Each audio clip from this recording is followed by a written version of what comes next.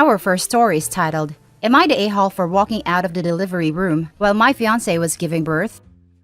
This happened 2 weeks ago. My 28 male, fiancé, 26 female, and I just had a baby boy, and it's been difficult already without her being upset with me after what happened. I met her at a bar I used to hang out with my friends at. We dated for 8 months, and I decided to propose when she told me she was pregnant and wanted to have the baby. We both agreed on getting married after our baby is born. She was introduced to my family who welcomed her and took care of her, and she started spending time with them.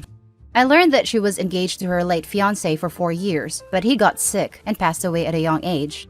She told me she had recurrent dreams about him. I wasn't upset because no one controls what they see in their dreams, but sometimes she mumbles his name and visits his grave on his birthday and still keeps their rings in our house. When she went into labor, I drove to the hospital to be with her, since she expressed to me how terrified she was after talking to her group of moms who had experience with labor/birth. Her labor lasted longer than expected. Her mom arrived when she was taken to the delivery room. She was feeling so much stress and even cried, which made it more difficult. I tried to reassure her and told her to think about our baby and just focus on that. She suddenly started screaming. First, she yelled her deceased dad's name, then let go of my hand and started yelling out her deceased fiancé's name and just continued to yell that name at the top of her lungs. I was shocked. I didn't know how to act. I was upset. I get she was feeling stress, but I don't get why she kept calling his name, till the point where the nurse wanted to ask me something and used the name my fiancé was calling out to call me, thinking it was my name. I was so embarrassed for having to correct her, as she looked confused. I tried to calm my fiancé down, but she continued, so I just walked out and told her mom to go be with her. I felt absolutely awful. I sat outside. I was literally shaking. She gave birth, and her mom walked up to me to give the news. I was happy my son was finally born. I went in to see them both for a short time before he was taken.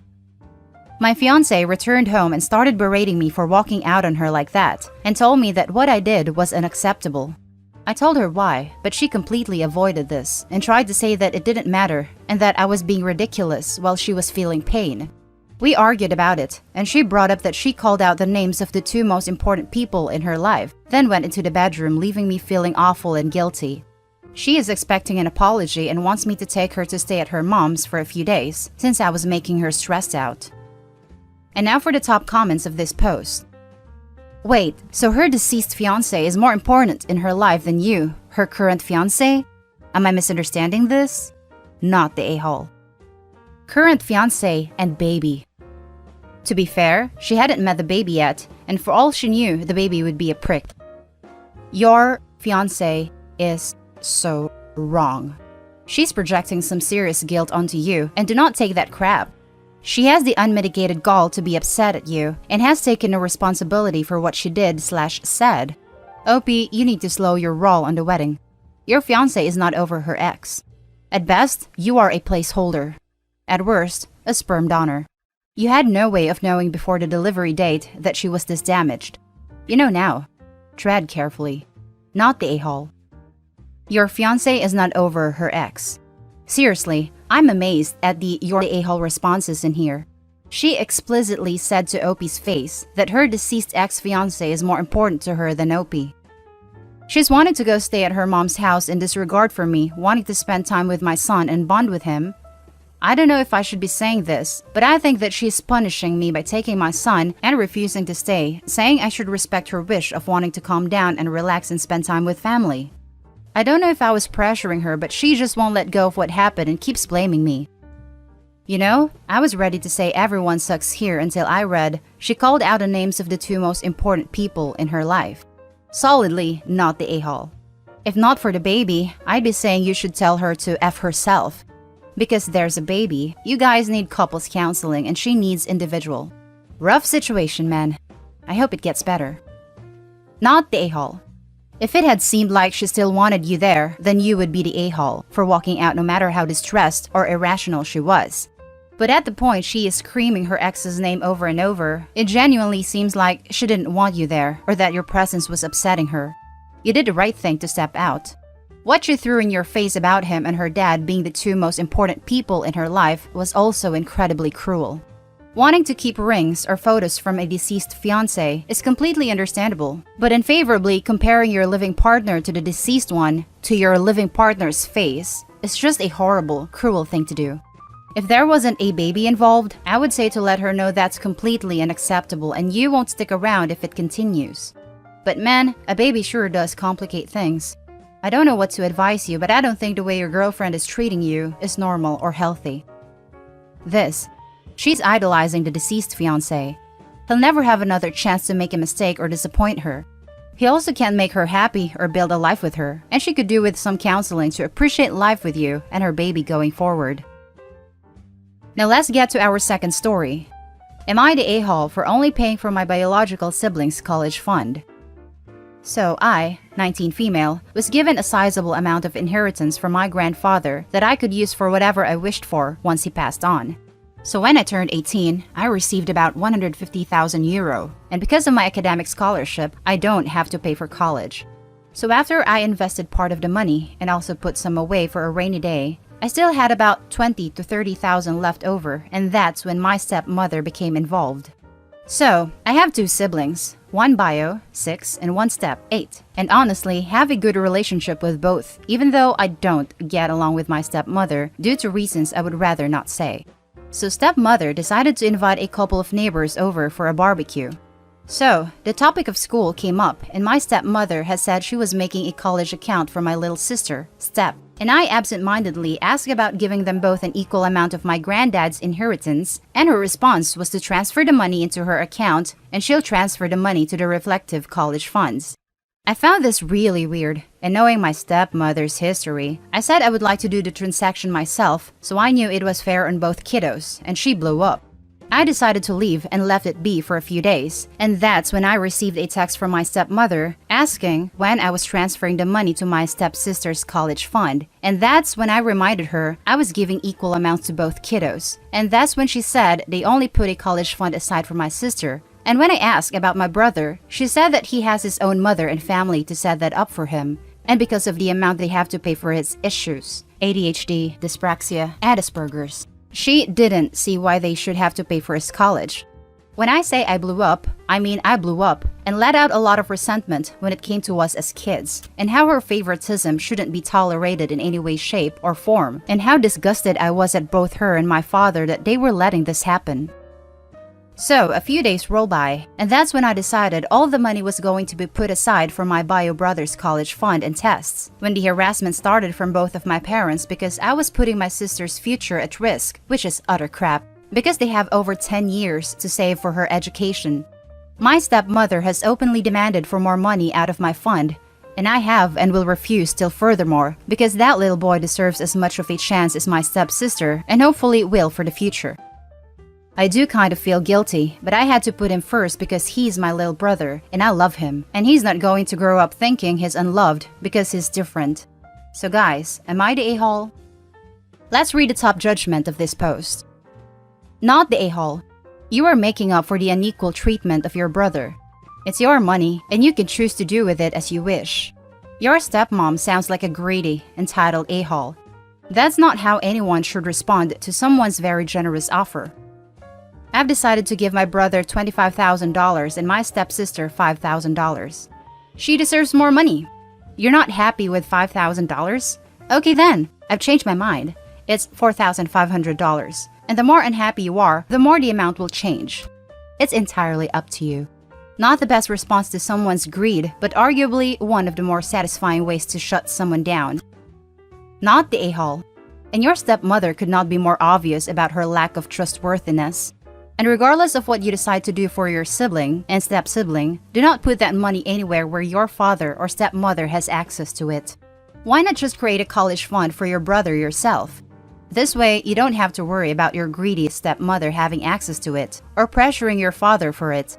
And tell your father and stepmother to fall over and die. You're under no obligation to help anyone with their college education.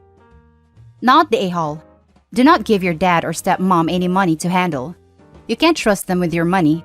Instead, invest the money yourself, in your own name, with the intention that it could be used for your brother's future expenses as needed.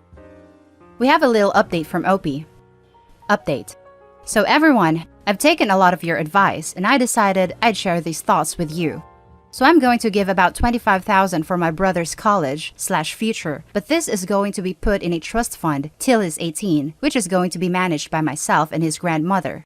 I've also decided I'd pay both his tuition directly if he does decide on college, while I'd advise him for rent/food/house expenses if he wants with the remaining money. I'm also going to specifically make sure parents can't take any of that income with the threat of a solicitor. Treat it as I come to it. The next thing I've decided, although controversial, is to put 5,000 aside for my sister, which she can get if she sticks to 2 conditions: doesn't share it with her parents, and treats both my brother and I with respect once she's 21, because her father also is in charge of her college fund, so I know she will have some money. I've officially decided my parents and I will not communicate unless it's about my siblings. Have agreed with my father. Now for the last story. Am I the a-hole for wanting to make my daughter act like a mother/adult? I will try to make this short and sweet. 4 years ago, we told our 27-year-old single mother, daughter, and grandson to come live with us so she can go to school free in our state due to us being vets. We said we would help with our grandson, now 5, until she got daycare set up. She dragged her feet for months, then knowingly took him to a drug addict. Once I found out, I refused to let him go back, and my husband and I said we wanted to vet the next sitter.